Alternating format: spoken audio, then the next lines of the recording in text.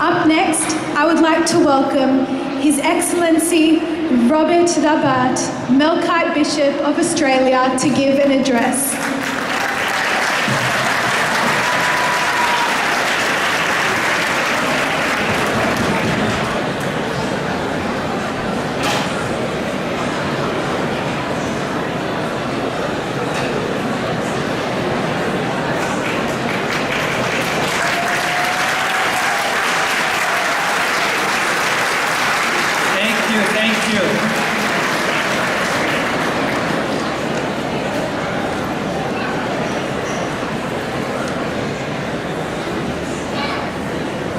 Is everybody having fun? That's good. Well, before I begin my address, I would like to invite all my brethren, their graces, bishops, and monsignors and fathers and all our dignitaries to stand up. And please turn and face your people and be proud of them as they are proud of you.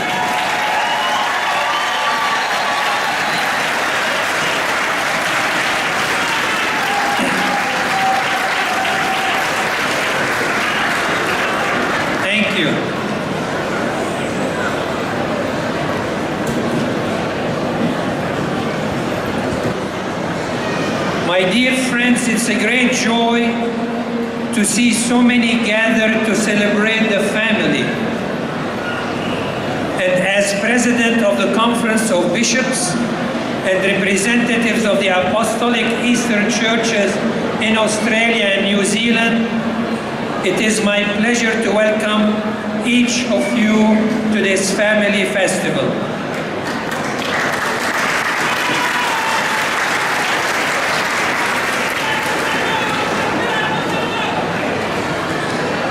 We have come today as members of several faith communities, Orthodox and Catholic, but we also extend a warm welcome to those who belong to other communities and who are sharing this great event with us.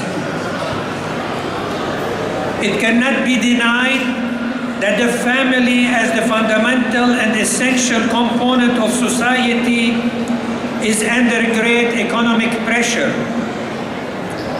It is often difficult for parents simply to make ends meet. However, the greater danger is perhaps the unseen. Very noisy forces that everywhere seek to downgrade the traditional family by alienating children and young people from their parents. In the last 100 years, the world has seen any number of tyrants and dictators come and go. Any survey of their tactics will show that one of the institutions they sought to control, if not abolish, was the traditional family. The guarantee of a free society. The guarantee of a free society is to guarantee the freedom of parents to nurture and educate their children according to an informed conscience. So often the negative influence of special interest group is disguised by deceptive expressions and slogans. Safe school programs are far from safe. If what you say is not popular, it must be sort of phobia. The definition of marriage should be changed in favor of an unexplained quote-unquote equality. We are living in a society that has given up careful and critical thinking in favor of babbling, fake statistics, and sloganism. What is this traditional family of which we speak and which we celebrate today? The definition is simple. The traditional family arises from the exclusive lifelong union of one man with one woman and the children that are born of that union.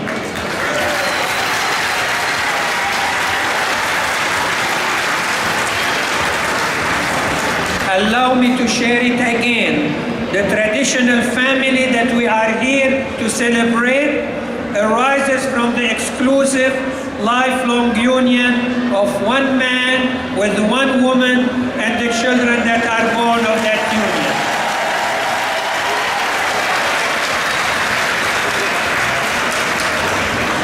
In the 4th century, St. John Chrysostom wrote in his homily on Ephesians, "The love of husband and wife is the force that welds society together. Man will take up arms and even sacrifice their lives for the sake of this love." This is what St. John Chrysostom said from the 4th century, and I'm sure all the men who are present here are willing to take arms and even sacrifice their life for the sake of the love of their wives.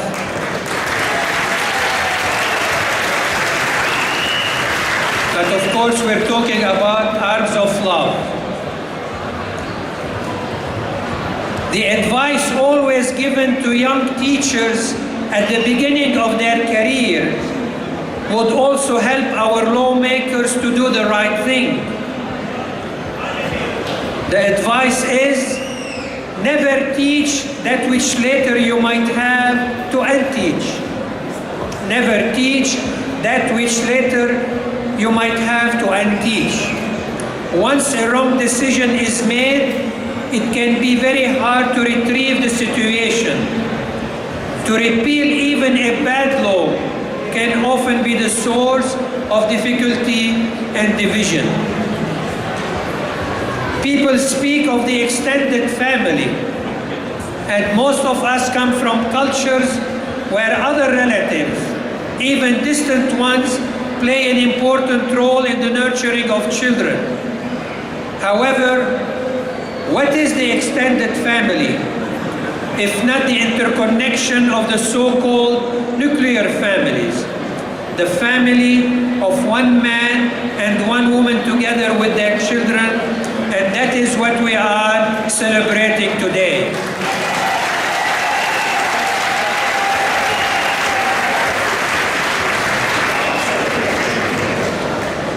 The traditional family has been at the very heart of a human society throughout history.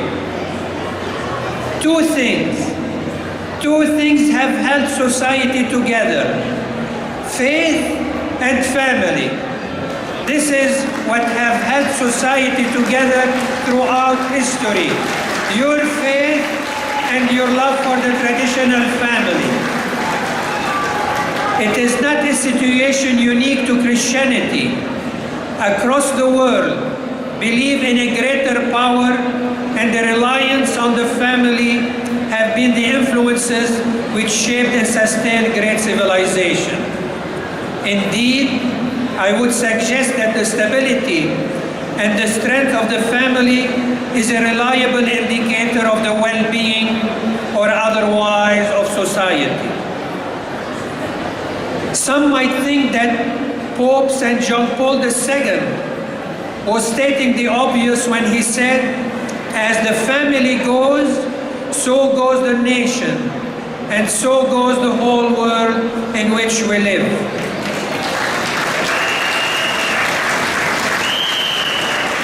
However, it is not only true, but it cannot be repeated too often.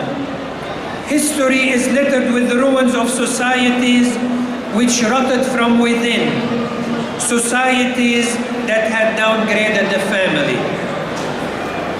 In saying all this, we are not being negative, nor are we dismissing the opinions or feelings of others. We are simply urging our fellow Australians of whatever ethnic, cultural or religious community, open your eyes, clear your minds, order your thoughts, and look at what has sustained society from the beginning: faith, and traditional family.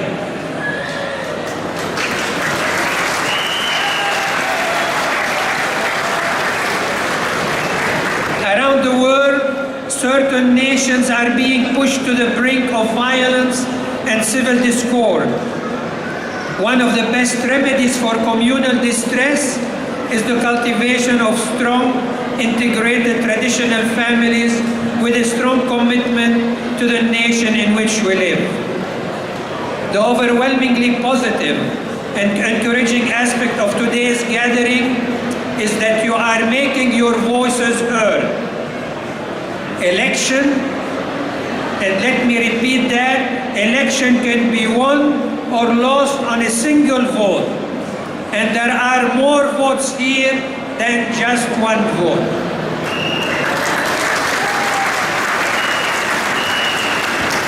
Again, it's my great joy to welcome each one of you, to welcome each family.